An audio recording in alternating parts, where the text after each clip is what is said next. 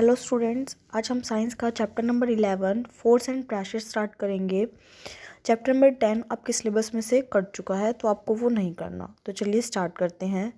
In class 7th you have learned how objects move. Do you recall how we can decide whether an object is moving faster than the other.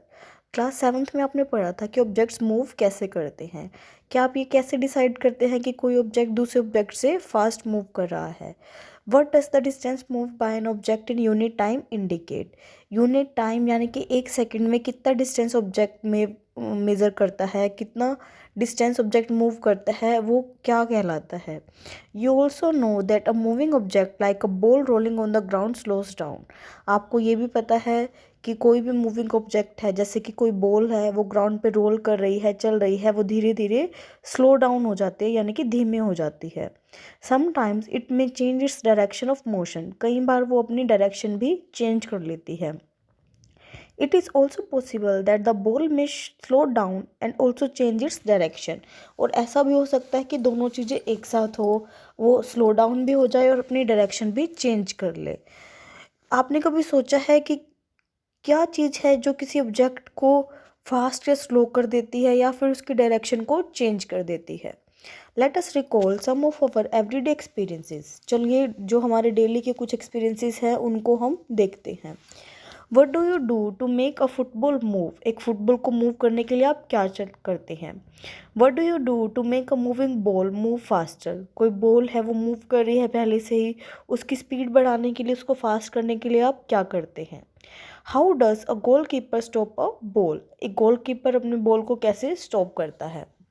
A hockey player changes the direction of the moving ball with a flick of the stick. एक hockey player stick की मदद से कैसे direction change करता है ball की। How to fielder stop a ball hit by a batsman. कैसे fielder जो फील्डिंग करते हैं वो बैट्समैन के द्वारा हिट की गई बॉल को स्टॉप करते हैं। In all this situations the ball is either made to move faster or slower or direction of motion is change. इन सब केसेस में हम बॉल की या तो बॉल को या तो फास्ट कर रहे हैं, उसके मोशन को, या स्लो कर रहे हैं, या फिर उसके डायरेक्शन ऑफ मोशन को चेंज कर रहे हैं। We often say that a force has been applied on a ball when it is kicked, pushed, thrown और फ्लिक्ड। हम ये भी बोल सकते हैं कि जब भी हम बॉल को किक करते हैं या फिर पुश करते हैं या फिर फेंकते हैं, थ्रो करते हैं या फिर फ्लिक्ड यानी कि घुमाते हैं, तो उसके ऊपर एक फोर्स लग रहा है। What is a force. एक फोर्स क्या होता है।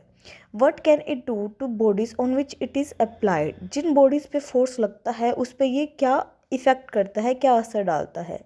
We shall seek answers to such question in this chapter. इस चैप्टर में हम ऐसे क्वेश्चंस के आंसर को ढूंढेंगे। Force, a push or a pull. Actions like picking, opening, shutting, kicking, hitting, lifting, flicking, pushing, pulling are often used to describe certain task. जैसे कि हम किसी चीज़ को पुल कर रहे हैं, पुश कर रहे हैं, किक कर रहे हैं, तो ये कुछ ऐसे एक्शंस हैं जो हम अपने काम पूरे करने के लिए करते हैं। Each of these actions usually results in some kind of change in the state of motion of an object. इनमें से हर तरह का जो इफ़ेक्ट है, हर तरह का जो एक्शन है, उसमें ऑब्जेक्ट के मोशन में कुछ ना कुछ चेंज होता है। Can this terms be replaced with one और मोर टर्म्स। क्या इन टर्म्स को हम एक या किसी और टर्म से एक्सप्लेन मतलब कि रिप्लेस कर सकते हैं। Let us find out. देखिए अब हमें कुछ डिस्क्रिप्शन दे रखी है, कुछ सिचुएशन दे रखी है, हमें बताने हैं कि हम किस किस एक्शन से उसको कर सकते हैं। देखिए फर्स्ट है moving a book placed on a table. इसको हम पुश करके भी कर सकते हैं, मूव पुल करके भी कर सकते हैं, लिफ्ट करके भी कर सकते हैं। एक्शन कैन बी ग्रुप्ड ऐसे पुश पुल। सारे एक्शंस को हम पुश में ले सकते हैं, यस। पुल में ले सकते हैं, यस। ओपनिंग और शटिंग अ डोर। हमें डोर को ओपन करना है या शट करना है, तो हम कैसे कर सकते हैं। डोर को ओपन या शट पुश करके भी कर सकते हैं, पुल करके भी कर सकते हैं, और कैसे हीटिंग करके भी कर सकते हैं। और इनमें से जो भी ऑप्शन है वो आपको इस टेबल में फिल करना है, और वो एक्शन ग्रुप कर सकते हैं, येस और नो लिखनी है इस टेबल में। तो आपको ये टेबल खुद से कंप्लीट करना है। नेक्स्ट देखिए do you notice that each of the actions can be grouped as a pull or push और बोथ? क्या आपने नोटिस किया कि हम हर एक्शन को पुल या पुश में ग्रुप कर सकते हैं या फिर दोनों में? Can we infer from this that to move in object it has to be pushed और पुल्ड? किसी भी ऑब्जेक्ट को मूव करवाने के लिए उसको पुश करना या पुल करना ज़रूरी है।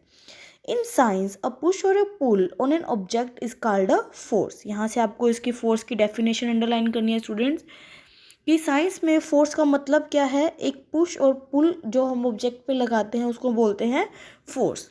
Thus, we can say that the motion imparted to objects was due to the action of force। इस तरह हम कह सकते हैं कि किसी ऑब्जेक्ट पे जब फोर्स लगा रहे हैं तो उससे उसमें मोशन आ जाता है। When does a force come into play? Let us find out। एक फोर्स कब लगता है किसी ऑब्जेक्ट में, चलिए फाइंड आउट करते हैं। Topic 11.2 forces are due to an interaction. Forces जब दो ऑब्जेक्ट्स में आपस में कोई इंट्रैक्शन है उसके कारण ही फोर्स जनरेट होता है। Suppose a man is standing behind a stationary car, will the car move due to his presence? मान लीजिए कि एक आदमी एक कार के पीछे खड़ा है, वो कार भी स्टेशनरी है यानी कि खड़ी हुई है, तो क्या वो कार मूव करने लगेगी उसके प्रेजेंस से? नहीं। मैन उसको जब पुश करना स्टार्ट करेगा, एक फोर्स लगाएगा, तो कार मूव करना स्टार्ट करेगी। और कौन सी डायरेक्शन में करेगी? In the direction of the applied force. इसका मतलब मैन ने कार को पुश किया था मूव करने के लिए। Figure 11.3 shows that three situations that may be familiar to you. 11.3 में 3 सिचुएशंस दिखाई है। फर्स्ट सिचुएशन में देखिए, हु इज पुशिंग हुम। इसमें 2 गर्ल्स हैं, दोनों एक दूसरे को क्या कर रही है? पुश कर रही है। थर्ड में देखिए, सेकंड में देखिए, can you decide who is pulling and who is pushing in this cases? Second में दोनों एक दूसरे को क्या कर रही है? पुल कर रही है। इसमें एक्सप्लेन किया हुआ है स्टूडेंट्स, यहाँ से मैं रीड कर रही हूँ। In figure 11.3a, both the girls appear to push each other, while the pair of girls in figure 11.3 are trying to pull each other। Second diagram में, इस डायग्राम में दोनों एक दूसरे को पुल कर रही है यानी कि अपनी तरफ खींच रही है। Similarly, the cow and the man in the figure 11.3c appear to pull each other। इस फिगर में क्या है? काव और मैन दोनों एक दूसरे को पुल कर रहे हैं। The girls in the two situations shown here are applying force on each other। Is it also true for the man and the cow? दोनों सिचुएशन में गर्ल्स एक दूसरे पे फोर्स लगा रही है। क्या ये मैन और काव के केस में भी है? यस, इसमें भी मैन और काव एक दूसरे पे फोर्स लगा रहे हैं, एक दूसरे को पुल कर रहे हैं। From these examples, we can infer that at least two objects must interact for a force to come play। In examples में हमने देखा कि कम से कम 2 ऑब्जेक्ट्स की ज़रूरत होती है फोर्स को लगाने के लिए। Thus, in interaction of one object with another object results in a force between the two objects। इसका मतलब कि 2 ऑब्जेक्ट्स के आपस में इंट्रैक्शन जरूरी है ताकि एक ऑब्जेक्ट दूसरे के ऊपर फोर्स लगा सके। नेक्स्ट देखिए, exploring forces। Let us try to learn more about forces। देखो इसमें क्या था, एक्टिविटी 11.2 में मैं आपको बता देती हूँ क्या किया। एक बॉक्स है, हैवी बॉक्स है, 2 बच्चे उसको एक साथ क्या कर रहे हैं? पुश कर रहे हैं। ठीक है, अगर वो एक साथ पुश करेंगे तो बॉक्स आसानी से मूव हो जाएगा क्योंकि दोनों फोर्स लगा रहे हैं सेम डायरेक्शन में। फिगर बी में 11.4 बी में वो दोनों फोर्स लगा रहे हैं अपोजिट डायरेक्शन में। एक साइड से उसको पुश कर रहा है और दूसरा दूसरी साइड से, तो वो बॉक्स मूव नहीं करेगा क्योंकि इसमें वो दोनों अपोजिट डायरेक्शन में फोर्स लगा रहे हैं।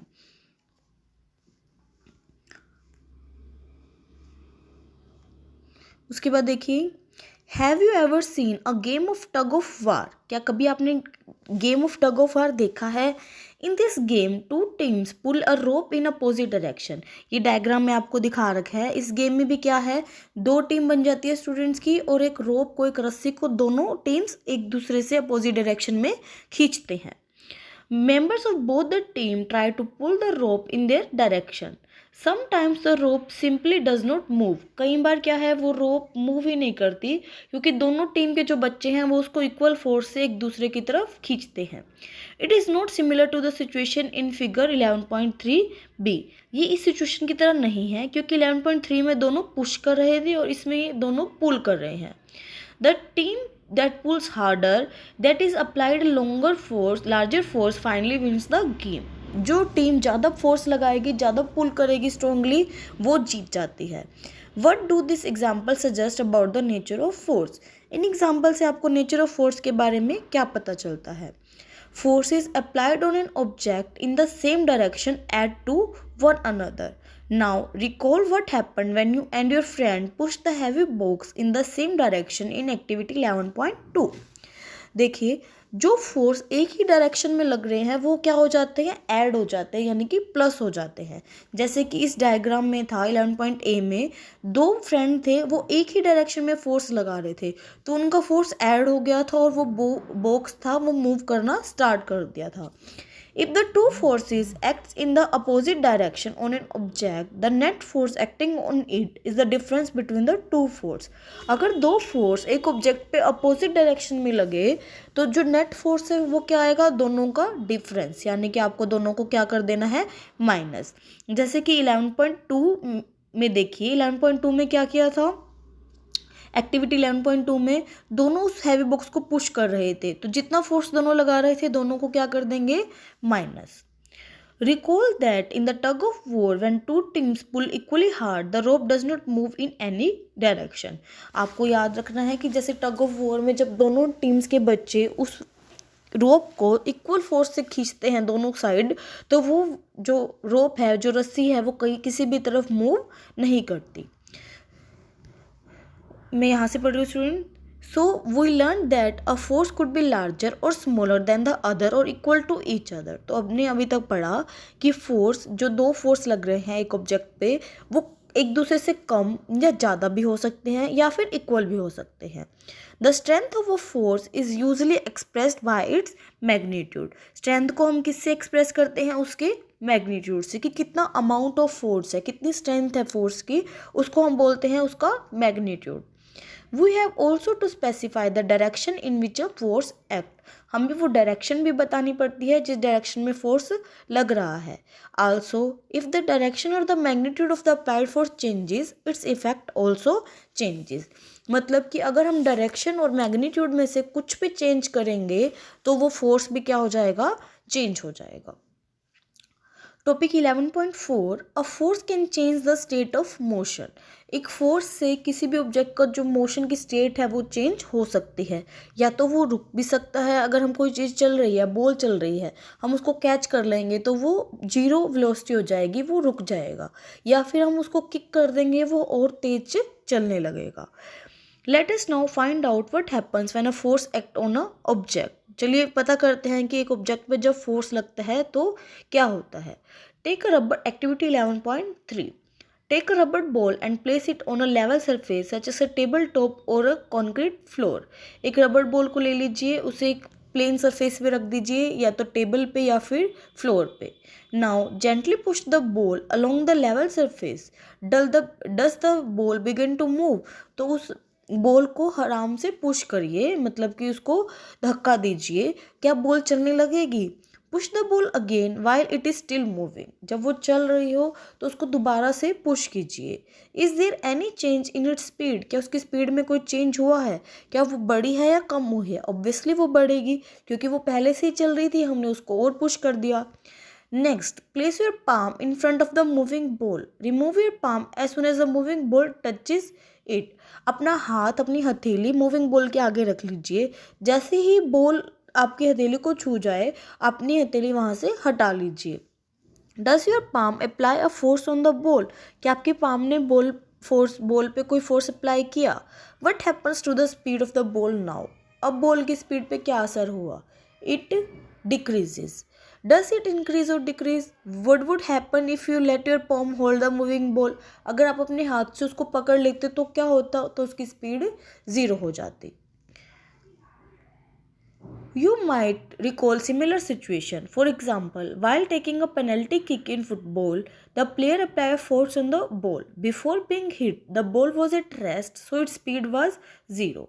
जब आप फुटबॉल खेलते हो और पेनल्टी किक मिलती है तो जो प्लेयर उसको किक करता है, पहले वो बॉल क्या होती है, 0 स्पीड यानी कि रेस्ट पे है, तो उसको किक करता है तो उससे बॉल मूव करने लग जाती है. The applied force makes the ball move towards the goal. Suppose the goalkeeper dives or jumps up to save the goal.